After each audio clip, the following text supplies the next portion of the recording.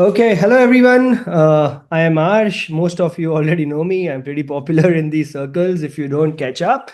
I'm at the Chill Guy on Slack, and I'm going to talk about payments for FWS services, particularly PDP right now, more in the future with Filecoin backed stablecoins.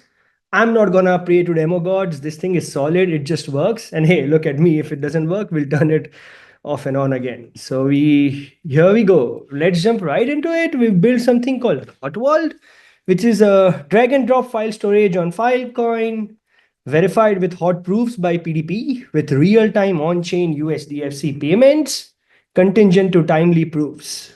So it has its own SLA that it enforces for payees to get the money they're owed. By the way, this is only a prototype and alpha stage to show what can be built on FWS using PDP, programmable PDP, and a payments hub that we built for FWS. It's not meant for production usage right now. A big thank you to PLDG contributors, Viraj Bhardiya and Soham Boyer, for helping make this happen. They put some kick-ass effort into it. Thank you so much. Here is the link to the Hot World demo. If you want to follow along, you can clone it. It has a nice README on how to run it all. And you can run it yourself. We plan to host it soon and share it with the world. So let's go.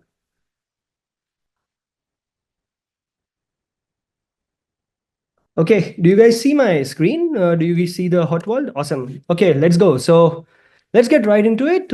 We first need to set up a vault and the payments hub for this dApp. To start using it, it's just a one-time process. So I have a wallet. I've already signed into my MetaMask wallet, which has 30 USDFC. This is all on Calibnet, by the way. The first step is we need to do an ERC20 allowance approval so that the payments contract can fetch our USDFC and we can deposit USDFC into the payments contract. So let's do it. Let's approve 100, the payments contract. And let's call it the FWS marketplace. Yeah, so I don't know if you guys saw it, but I just approved the transaction in MetaMask.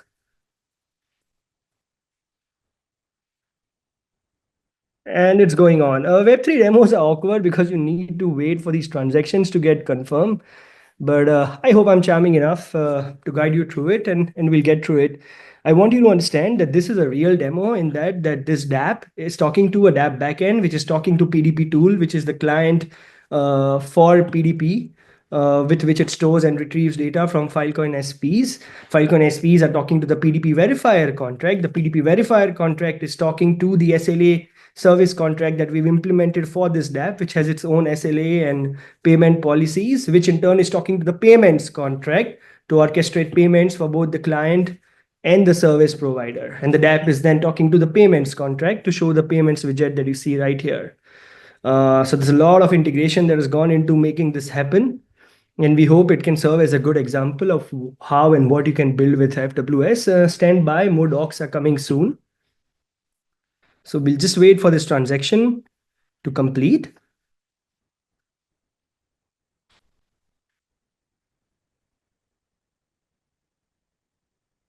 Let's talk about the payments contract. So I'm going to do a deep dive into the payments contract. It's a pretty cool piece of code with a relatively complex architecture on Monday in the build this track on how it works. But why did we build the payments contract? We built it to solve a couple of problems. First of all, we wanted a contract that facilitates payments from clients to service providers and becomes a payments hub for all of Filecoin web services. It can do one-off payments. It can do continuous rate-based rolling payments. It facilitates lockup from the client so that the service provider is guaranteed to pay it for a certain pre-agreed duration. Clients only need to deposit funds once into this payments contract, and then all FWS services in the FWS marketplace can use these deposited funds once they get the approval from the client and start using it to pay service providers. All right, looks like USDC's FT is approved. Let's deposit some USDFC into the payments contract. Let's go with, I don't know, 10, 11. And off it goes. So now we are depositing USDFC from our wallet into the FWS payments contract. Yeah, so the really cool feature is as a client, you can deposit funds once, just disappear as long as you have enough funds services can use these funds to keep paying service providers and also take a commission for themselves for services that you're taking. What are the pain points that it solves? Well, clients and service providers want service prices to remain relatively stable, huh? And crypto, as we all know, is quite volatile. So we need to support stable coins such as USDFC and other ERC20 tokens. Payments contract supports this. The payments contract implements an pay-as-you-go payment model where a service provider is paid after the service is rendered and it conforms to the agreed upon SLA. The service provider, because of the payments contract, has a way to ensure that they're gonna get paid for a certain number of pre-agreed duration, because the client has to lock up funds in advance to facilitate payments for that pre-agreed duration. And there isn't a great framework for recurring changes like a credit card in Web3. ERC20 has allowances, but allowances are fixed and you need to constantly top them up. The payments contract takes care of this by implementing a rate-based rolling payment system. All right, so USDFC is deposited into the payments contract. Next step, we're gonna approve the PDP service on the FWS marketplace to use the funds that we've deposited in the payments contract. So Hotwall, the DApp, is provisioning PDP, the FWS service, to use these funds that you have deposited in the payments contract. You just need to set up an allowance. What is an allowance? The rate allowance determines how many USDFC per epoch the service, the PDP service, is allowed to charge you and pay the service provider. So let's just give it a random number. And the lockup is how much maximum funds you're allowing, you as a client are allowing the service to lock up on your behalf. Remember, this lockup is what guarantees payments to service providers for a certain number of pre-agreed duration, pre-agreed epochs. So you can think of this allowance as like the maximum risk that you expose yourself to for a certain FWS service. And off it goes.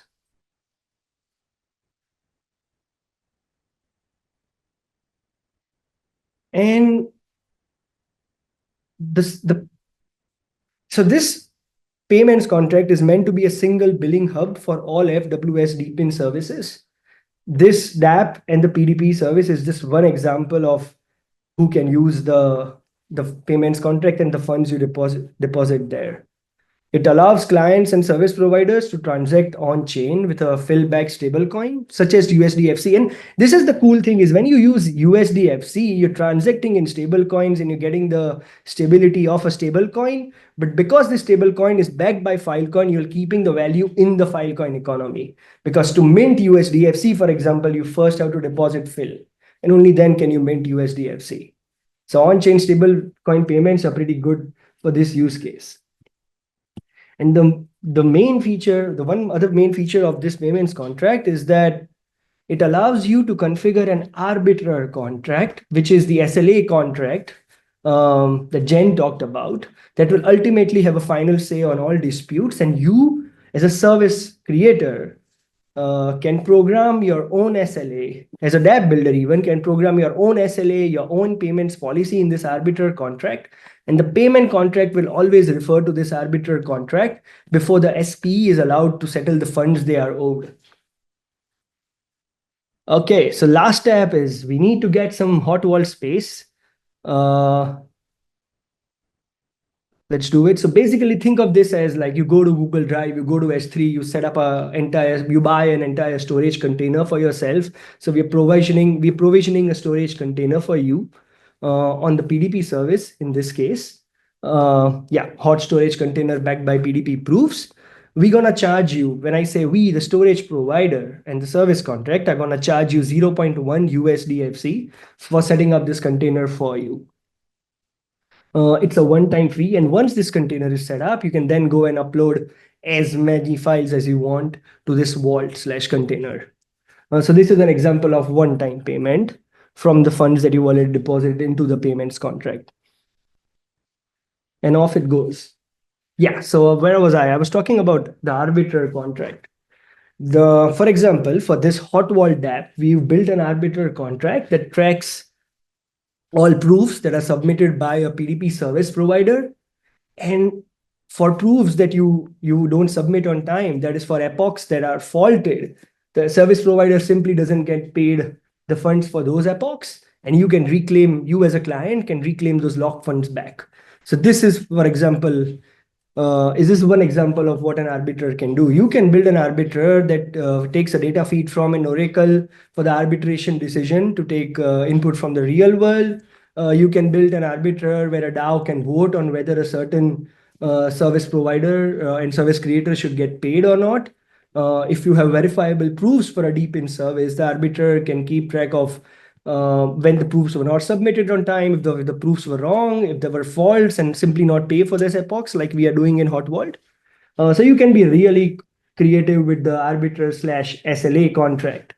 And this is the programmable part, for example, of PDP that Zen talked about, where you can hook in your own arbiter into the PDP verifier that the payments contract will consult before settling payments. And that's it, off you go. So we have set up the container for you. As you can see, your balance from 11 went to 10.9 USDFC. This is all like, I'm not putting in fake numbers from the back end. This is all on chain. And 0.1 USDFC has been paid to the service provider. We are using a real Filecoin service provider here that's running the Curio implementation that TP James is graciously running for us. We will build SP Discovery in the future. So that service provider has been paid 0.1 USDFC. Woohoo, let's go. And now we can upload a file. So it's a drag and drop interface. Let's go upload a file of a Milky Way. And off it goes.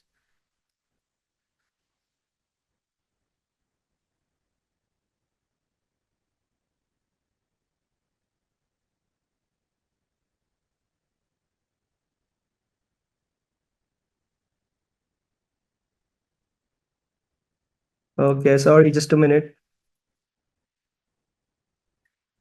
It's a UI problem, not an FWS problem. Relax. Mhm.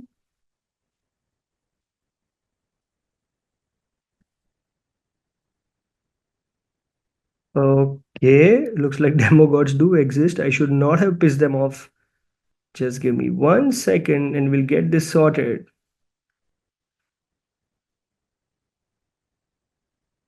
Okay, the upload is going on in the background, but we're not seeing anything here. We got this, we got this. Wait.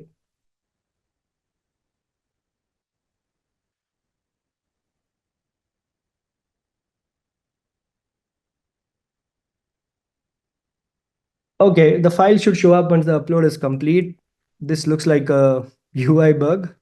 First time I've seen it, but let me talk you through what happens regardless, and then we'll turn it off and on again. So when a file is uploaded here, the storage provider activates the container for you. It puts the file in the container. It submits a message to the PDP contract to start proving that file. And then the service provider, Filecoin storage provider, has to prove that file every 24 hours. And you as a client, uh, so the storage rate of this service is 2 USDFC per GIB per month. You can configure whatever you want in your dApp, and the client has to put up a minimum lockup of 10 days for whatever data they're storing. And once this lockup is put up, the SP is guaranteed that no matter what happens, they will get paid for 10 days worth of proofs. And the SP can settle every 10 days. And if the client doesn't have enough funds after that, they can either ask the client to deposit more funds or they can exit the deal. Uh, and this is a pay-as-you-go model, which means as you upload more data, the rate of the rail, the rolling payment scales up. And as you delete data, the rate of the rail, the payment that you have to make every epoch scales down. So you're only on the hook for paying for as much as you store at any given point in time with a 24-hour delay because PDP proofs are submitted every 24 hours.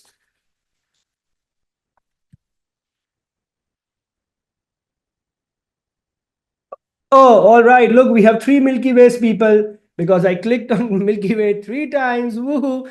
This is just a UI bug. Not all of us are good at JavaScript. Okay, okay. We write Rust actors. No, no, I'm kidding. Yeah, yeah. We'll look into it. But as you can see, these files are now being proven on the PDP Explorer. Like we can even check it on the PDP Explorer. So here you go. You have all these three routes now being proven on PDP. As you can see on the Explorer, because we uploaded the file 3 times, you can see the route said here.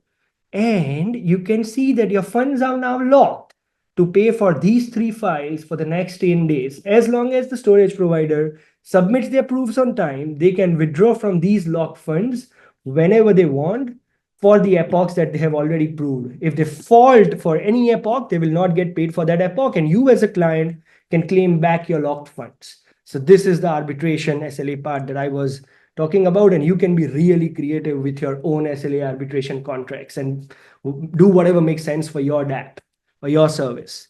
We're storing total 8 MB. The monthly cost is going to be 0.01 USDFC, but you only need to lock for 10 days because that is the pre-agreed term.